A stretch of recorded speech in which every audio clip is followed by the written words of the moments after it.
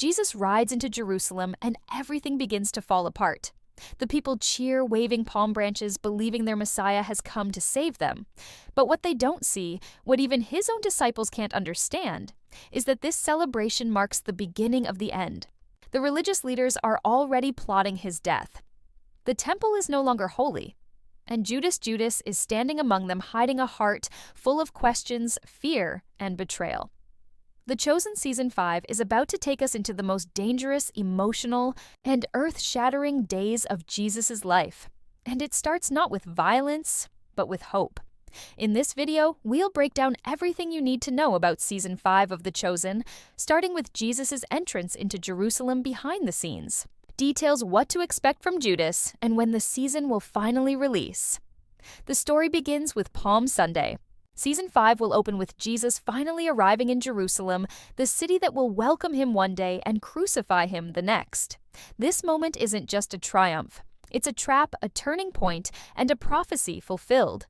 The crowd gathers filled with hope and excitement, shouting Hosanna as Jesus rides in on a donkey. This isn't just a symbolic act, it's a declaration. The donkey, the palm branches the cries of the people. All of it fulfills the ancient words of Zechariah, "Behold, your king comes. To you humble and riding on a donkey, but beneath the joy lies danger." The city is watching, the Pharisees are waiting, and Jesus knows what's coming. This joyful entry marks the final 5 days of his ministry on earth before the cross, and every step he takes from this moment on brings him closer to betrayal, suffering, and death. We already know that Season 5 has filmed this scene: Jesus on the donkey, the disciples walking beside him, the crowds waving branches in the streets. The production made sure to capture the chaos, the joy, and the tension. Because this isn't just a celebration. It's the beginning of a countdown. A countdown to the cleansing of the temple. A countdown to the betrayal of Judas. A countdown to the Last Supper. Jesus walks into Jerusalem knowing exactly what's going to happen, and yet he walks anyway. That's what makes this moment so powerful. This isn't just a man entering a city. This is the Son of God stepping into the heart of his enemies, ready to sacrifice everything. The people want a king who will destroy Rome. But Jesus came to destroy sin. And when he doesn't meet their expectations, the same voices shouting, "Hosanna," will soon scream, "Crucify him." But there's another figure standing in the shadows, Judas, still walking with Jesus, still acting like a disciple. But something is changing. Inside him, you can almost feel the pressure building, the questions, the doubt, the fear. Judas wants Jesus to win, to rise up, to take power. But Jesus keeps talking about dying, about sacrifice, about suffering. That's not what Judas signed up for. And in Season 5, we're going to see that inner conflict boil over. He's still close to Jesus, still trusted, still called friend, but every step deeper into Jerusalem pulls Judas further from the truth. We've already seen glimpses from behind-the-scenes footage. Judas confronting Jesus, raising his voice, saying, "I trust you. Don't you trust me?" And Jesus calm, but Pearson replies. What kind of question is that? That exchange tells us everything. Judas is spiraling and the cracks are starting to show. But Jesus still loves him. That's what makes it tragic. Season 5 doesn't just tell the story of Jesus' final days. It shows the weight he carried, the love he gave, and the betrayal he allowed. Because even in this moment of celebration, Jesus knows the cross is coming. The temple will be cleansed. The leaders will conspire. The disciples will scatter. But for now, he rides forward, alone in the middle of a cheering crowd. The Chosen is pulling us into this moment with raw emotion, rich storytelling, and a deep focus on what these final days mean. And this is just the beginning. The celebration doesn't last. The very next day, Monday, Jesus returns to Jerusalem, and what happens next will shock his disciples and provoke his enemies. This is where The Chosen Season 5 takes a sharp turn. No more palm branches, no more cheering crowds. Now we see Jesus angry, emotional, and determined. 2 moments define this day: the cursing of the fig tree and the cleansing of the temple. And both of them hold deep spiritual meaning that Season 5 is ready to bring to life. Let's begin with the fig tree. On his way back into the city, Jesus is hungry.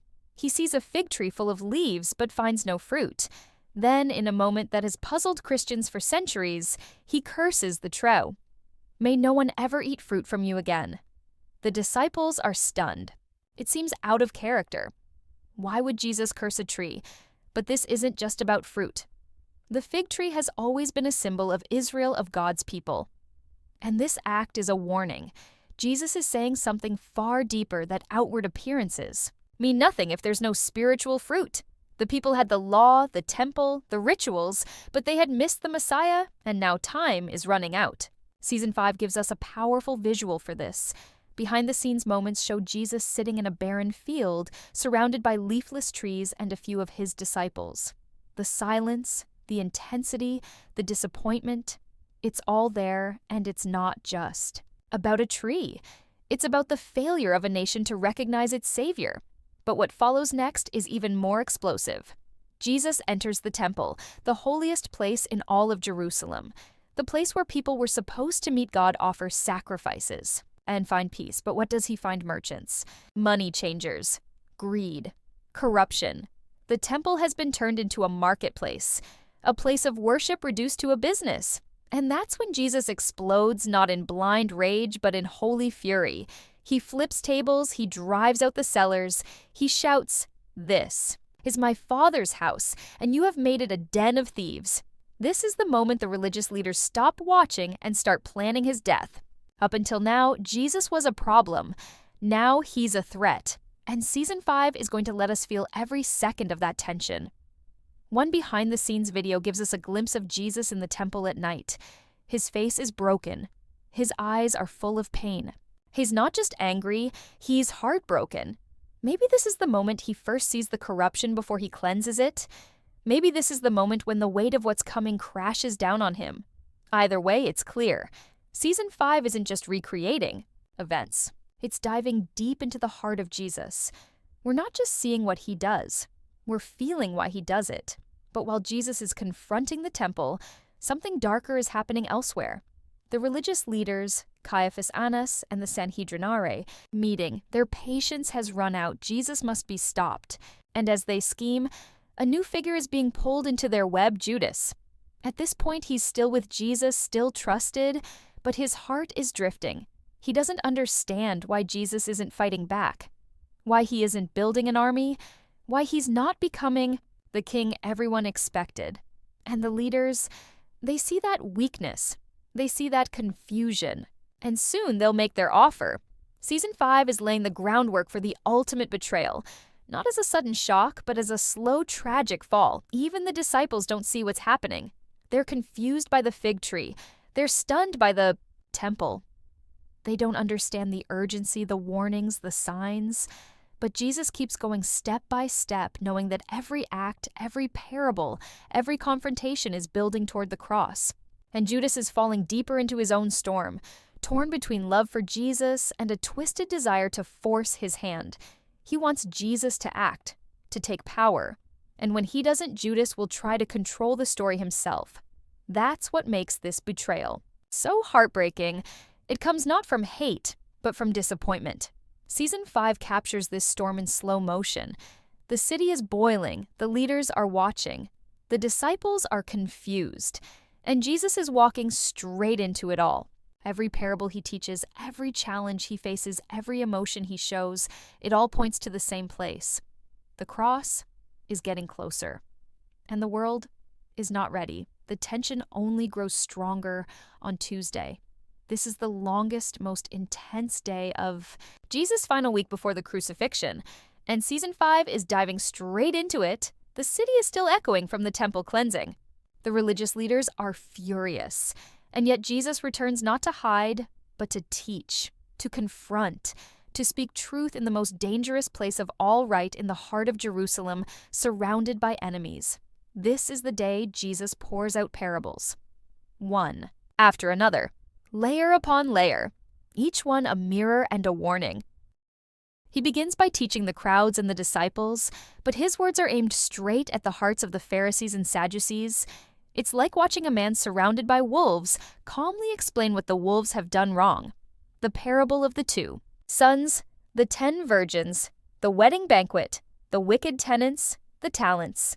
Each one is a fire lit under the feet of the religious elite, exposing their hypocrisy, their greed, their pride, and the most chilling of all, the parable of the vineyard. Owner, where messengers are beaten, the owner's son is sent and killed. The message couldn't be clearer. Jesus is that son. And they are already planning his death. One behind-the-scenes moment from Season 5 shows the disciples acting out the parables while Jesus teaches it's a brilliant way to let us see the power of these stories, not just hear them. We see a servant beaten, a bride left behind, a master returning, and in one haunting moment, a son murdered. The disciples are beginning to understand. Slowly, painfully, this isn't a peaceful visit to Jerusalem. This is a countdown to catastrophe, but still they don't know how close it really is. And while Jesus teaches, something else is breaking apart Judas. His inner storm is now undeniable. He's been watching Jesus confront the temple, challenge the Pharisees, and teach about the end times, but none of it lines up with the kingdom Judas expected. He believed Jesus would take the throne, overthrow Rome, lead Israel into glory. But instead, Jesus speaks of death, sacrifice, and suffering, and that makes Judas desperate. In one behind-the-scenes clip, we see an argument between Jesus and Judas. Judas nearly shouting, "I trust you. Don't you trust me?" And Jesus replies, "What sort of question is that?" It's heartbreaking. You can feel the distance growing between them, even though they're standing side by side. Judas still believes he's doing the right thing, that maybe he can force Jesus into action, but his steps are leading him away from the light. Meanwhile, the religious leaders have noticed Judas's uncertainty. They've seen his frustration. And now, they see an opportunity. Season 5 doesn't just show this betrayal as a sudden deal in the dark. It shows it as a process, a slow seduction. They speak to Judas, they listen. They offer him something Jesus hasn't: control, influence, answers. And when the moment comes, they make their off silver for a savior. Judas doesn't say yes immediately, but in his heart the seed is planted. The tension on Tuesday is unbearable. The disciples are exhausted from the emotional roller coaster. The temple leaders are plotting openly. The crowds are confused. Some still adore Jesus, others whisper against him. And Jesus teaches like a man with nothing to lose because he knows where this road ends. The cross is no longer a distant shadow, it's near. Closer with every word he speaks, but still he speaks. Still he loves. Still he offers parables, not as riddles, but as lifelines. Warnings wrapped in stories. Because even now, even this close to betrayal, Jesus is still reaching out. What makes Season 5 so powerful is that it doesn't rush these moments. It lets us sit in the weight of them. We watch Jesus knowing he's being hunted, knowing Judas is slipping away, knowing that time is almost up. But instead of running, he leans in. He walks forward. He preaches hope while the world plans his death. And that contrast, light against darkness, truth against lies, what makes this season unforgettable. Wednesday arrives and something feels different. The city, once buzzing with crowds and questions, now seems eerily quiet. But this is not peace, it's the calm before the storm. Season 5 leans into the haunting stillness of this day. Unlike Monday or Tuesday filled with teaching miracles and confrontation, Wednesday is almost empty. But this silence is not accidental. It's strategic. It's the moment when betrayal begins to take root and love prepares for the unthinkable. Jesus does not speak publicly on this day, at least not in the Gospels. And so, in the chosen Wednesday becomes a day of reflection, of stillness, and of plotting. The religious leaders, humiliated in public, exposed by parables, and desperate for control, gather in secret. They've had enough. Jesus is too popular too, dangerous, too powerful. He must be stopped before the Passover begins, before his influence spreads even further. But they can't arrest him in front of the crowds. They need someone on the inside, someone close, someone the crowds would never suspect. That's when Judas comes to them. This is the moment, the one we've all been dreading. And yet Season 5 doesn't portray it as a villain's simple choice.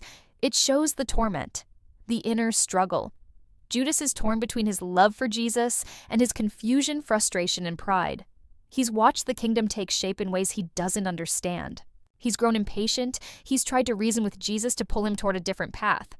But Jesus won't budge. So now Judas is convinced, Maybe he can force Jesus' hand. Maybe betrayal will spark the revolution. He doesn't want Jesus dead. He wants Jesus to act. But in trying to control the Messiah, he becomes the tool of his enemies. Season 5 captures this moment with brutal honesty. Judas's meeting with the religious leaders is dark, quiet, and filled with tension. He asks, "What are you willing to give me if I deliver him to you?" They offer him 30 pieces of silver, cold, calculated, the price of a slave. And Judas takes it. Not because he hates Jesus, but because he no longer understands him. That's what makes this betrayal so devastating. It's not hatred that drives Judas. It's love warped by fear, loyalty twisted by pride. While this deal is being made in the shadows, Jesus spends the day preparing, not just logistically, but spiritually. He knows what's coming. He sees what Judas has done. And still, he waits. Not with panic, not with anger, but with resolve. Wednesday is the quiet before the cross, and that silence is louder than any sermon. But even in the quiet, there are echoes of hope.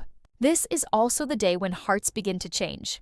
Joseph of Arimathea, continues his transformation. He's watched Jesus challenge the system he's been part of for years, and slowly, painfully, he begins to believe. In Season 5, we finally witness his conversion. The man who once feared the Sanhedrin now chooses truth over safety. In one small but powerful moment, Yusuf walks away from the council and toward the Savior. He doesn't know yet that he'll bury Jesus, but his heart is ready, and so is ours. Wednesday may seem like the quietest day of Holy Week, but in reality, it's one of the most tragic, one of the most human, because this is when a friend becomes a traitor, when silver becomes a weapon, and when silence screams louder than words. And the most painful part? Jesus knew it all. He saw Judas's eyes. He felt the distance. He heard the silence. And he still loved him. Thursday arrives and everything begins to fall into place, but not in the way anyone hoped. The streets of Jerusalem are still crowded, the air thick with anticipation. Pilgrims are preparing for Passover, unaware that the true Lamb is walking among them. And Jesus. He knows the clock is ticking. Every word he says today carries the weight of eternity. Season 5 builds toward this night with unbearable tension, because once the sun sets on Thursday, nothing will ever be the same. This is the day of the Last Supper, a simple meal that becomes the most important dinner in human history. Jesus gathers his 12 disciples, his closest friends, the ones who walked with him through every miracle and storm. They're laughing, talking, maybe even bickering. But Jesus isn't here for comfort. He's here to give them his final message, his last words before betrayal, his last chance to prepare them for what's coming. And the chosen makes this night unforgettable. Jesus breaks bread and says, "This is my body broken for you." He pours wine and says, "This is my blood, poured out for the forgiveness of sins." The disciples don't fully understand. How could they? But they know something is different. The moment hangs heavy in the air. There's a pause. And then Jesus says it, the words that freeze the room. "Truly I tell you, one of you will betray me." Eyes widen, hearts stop, whispers fill the room. "Is it me?" "Surely not I, Lord." And Judas looks away. Maybe he still hopes to undo what he's done. Maybe he still believes there's time. But Jesus locks eyes with him. A moment of unbearable pain passes between them. And still, Jesus lets him go. He tells him, "What you are about to do quickly." And Judas leaves. Into the night. Into the darkness. Season 5 doesn't need to dramatize this moment.